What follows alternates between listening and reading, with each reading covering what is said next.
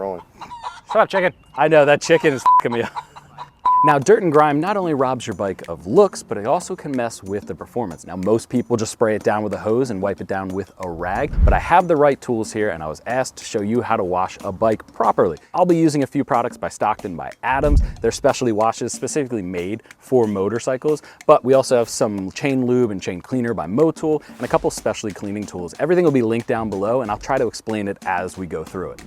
Step one is don't do what I'm doing. I have it parked here in the sun instead of over in the shade. Parking in the sun when you're washing it, it can cause sunspots, which is just when the water dries before you have a chance to dry it. So the best rule of thumb is to just park over in the shade. I'm doing this for better lighting for the video. The second tip is just make sure that the bike is cool to the touch. So I can actually grab my engine, I can grab the exhaust. This bike is completely cooled down. That just makes it a little bit safer. And then the last note is just how you start. I typically start with the dirtiest parts like the chain, the brake, and the rims, and then go back to the top and wash my way down. So let's start with that by using our cleaning supplies for the chain itself. I have it up on a stand. You don't need a stand in order to wash your bike. That makes it a little bit easier because you can access the entire chain and really just get into all the nooks and crannies. But if you don't have a stand, you can just wheel the bike back and forth, take your time, do a section, move on to the next section. Just a little bit more tedious, but getting a stand is always an easier option, but not necessary. Now, one note too is while you have the bike up and right before you start cleaning the chain, you can inspect it, make sure there's no damage to the chain or any kinks in it or anything like that.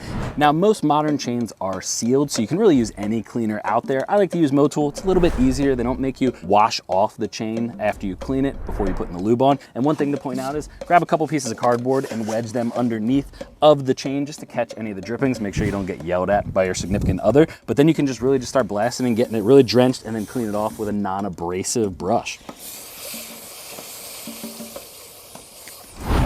Now you can just let that sit for a couple minutes and then you want to hit it with a specific chain brush. This is something that's going to be nylon in its bristles, which is a little bit softer. You don't want to use anything that's too aggressive or you might damage the chain itself. But then you can just give it a scrubbing throughout the entire chain. Make sure you get all that grime loose.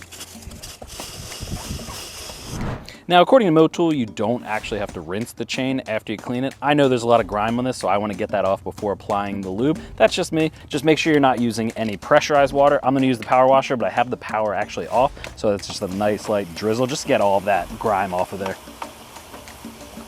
Now, I'm not actually going to lube it right now. I'm going to wait because I'm going to clean the rest of the bike, and then I'm going to lube this at the end.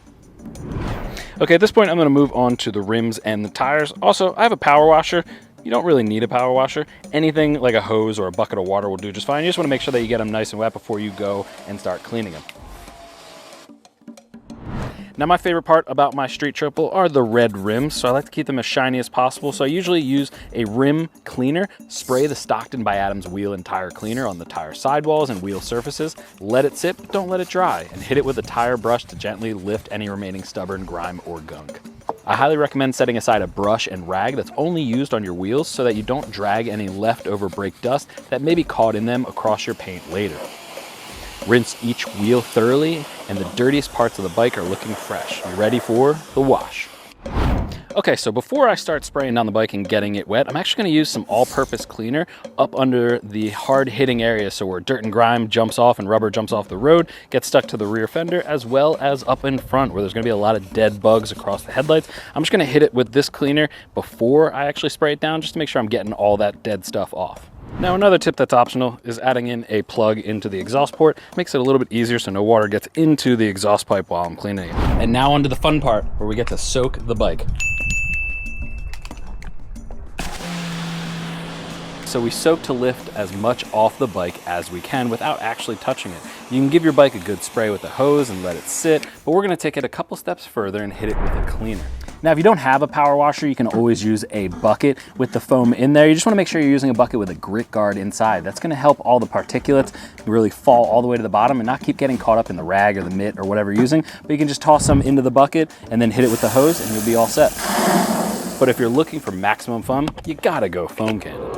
They make foam cannons for standard hoses that work well enough, but the power washer is going to provide the thickest foam coverage that will stick longer to your surface, lifting the maximum amount of stuff, and it's a ton of fun. This is motorcycle-specific foam wash here. Motorcycles tend to have different surface types compared to the body of a car. You've got exposed metal, plastic covers, rubber seals, etc. A pH neutral cleaner like this does the job without compromising any of these. Let the foam sit, wait a minute, and then you can start washing. I recommend a clean microfiber towel or wash mitt. These pull any remaining particles off the bike and hold it better than a regular towel, t-shirt, or rag, or paper towel will.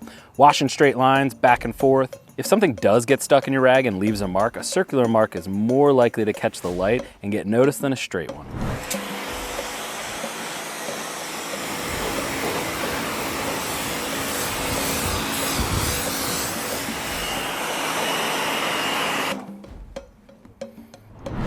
And if you want to go a step further, you can actually use a sealing cleaner after you're done washing the bike. That's going to protect it in between washes for a few months after that and keep it a little bit cleaner in the interim. You just spray this on right after you're done washing while the bike is still wet, and then you immediately rinse it away before you start drying.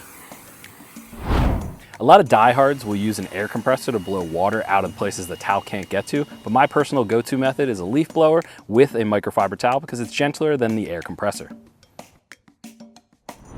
Now, before we call this a done job, we want to make sure that we re-lube the chain. But before we can get to that, it has to be completely dry. So whether you are using a microfiber towel, an air compressor, or a leaf blower like I use, you can even take it up and down the block. Just a quick little run to get all that moisture out of there before adding the lube. I don't like doing that. I tend to prefer just using a bit of the leaf blower as well as a microfiber towel. Just make sure it's fully dry. So now that the chain is totally dry, we can actually apply the lube. And I like to apply the lube right up into the center because I can get most of the areas, and I'm not spraying it on the tire or the rim, which I just spent a ton of time cleaning. As always, I like to throw a little bit of cardboard down. You just want to make sure that you're completely coating the entire chain, getting it nice and covered in the lube, and then wiping away any excess once you get it on there. There you have it though. Honestly, I think I did a pretty good job. I think I learned a lot, and hopefully you did too. And as always, if you're curious about the products that we use throughout the video, just check the description. It's all gonna be listed out there with links where you can check it out and see what's right for you and your arsenal. As for myself and my nice, shiny new bike, I'm gonna head out to bike night, so I'll see you in the next video.